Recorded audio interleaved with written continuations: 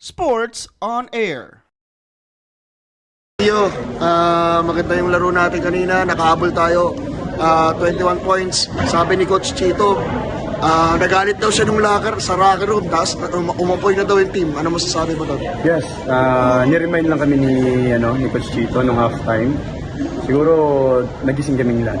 Kasi nga nung first and second, parang hindi yung Magnolia basketball yung kinocontribute namin. So yun, binalik namin yung third, so nakuha namin yung momentum. So ayun, nakabalik kami. Nakapagod pag maghabol ng ganun. So dapat pala pag start pa lang, dapat umaapoy na kami. Dapat alam na namin yung anong gagawin namin. Kasi mahirap pag ganyan lang ng ganyan yung kalaban namin. Kailangan respetuhin namin kagad. So ayun, nakabalik kami. So credit to Coach Chito, syempre sa team, sa mga coaches, na-remind kami. So yun lang naman lagi. Kailangan lang kami ma-remind basta Magnolia basketball yung gagawin namin sa court.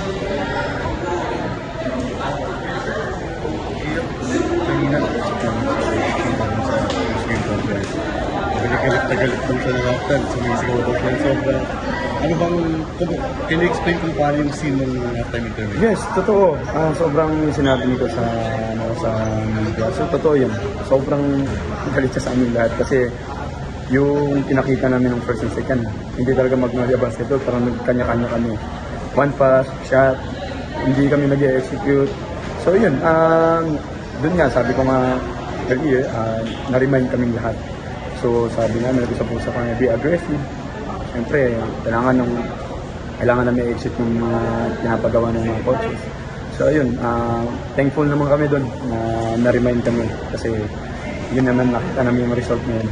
You were a huge part of that third quarter run kung saan nakapaan yung Magnolia. Pero nung fourth quarter, it was Tyler Bay who dominated. Your thoughts on Tyler Bay and his progression after 4 games? Yes, si Tyler Bay, sa practice, competitive naman siya. So nakita namin siya kanina yung first and second, hindi siya yun. Kasi nag-relax. Kumbaga, lumabas na din nung lumabas yung game na nung third quarter. So nakita namin si Kuya Mark nung start pa lang ng third. Kumbaga, pinukpok ng Kuya Mark yung depensa. Nahawa kami lahat. So si Tyler naman, pag gusto niya maglaro, mahirap talaga bantayan. So kasi mahaba siya yung arms, so madami siyang skills. So yun naman, basta yun ang sinasabi ko, hindi lang kami mag-relax sa mga games namin. Kailangan respect sa mga opponent. So yun, para hindi ganitong game. Ang hirap maghabol. Sa pinakita ng Magnolia ngayon, hinawil niya yung malaking lamang. Anong masasabi mo sa karakter ng team? Yes, karakter. Ni-remind kami doon ng mga coaches. Sabi ni coach sa amin, kahit matalo kami, basta yung makita namin yung mga karakter namin ngayon sa game, yung second half. So yun, nung pinag-usapan namin, lumabas yung karakter namin lahat, ayaw namin magpatalo. Kumbaga, nilalaro namin yung Magnolia basketball. So yun lang naman, yun ang sinabi sa amin ni coach. At least, yung mga utak namin, pumasok lahat doon. So pinakita namin lahat kung paano kami dumepensa, kung paano yung Magnolia dumepensa. Kasi yun naman yung favorite namin, yung depensa. Yung offense, bonus na lang yun, darating naman yun. Pag maganda yung depensa namin. Okay.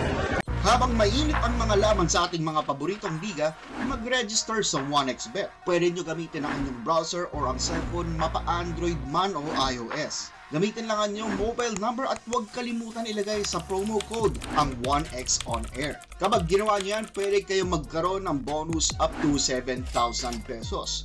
Pwede nyo gamitin ang GCash account nyo para makapag-deposit or mag-cash out. Simple lang, di ba? Kaya mag-register na sa 1xBet. Thank you for watching. Click the subscribe button and ring the bell to be notified with our latest videos.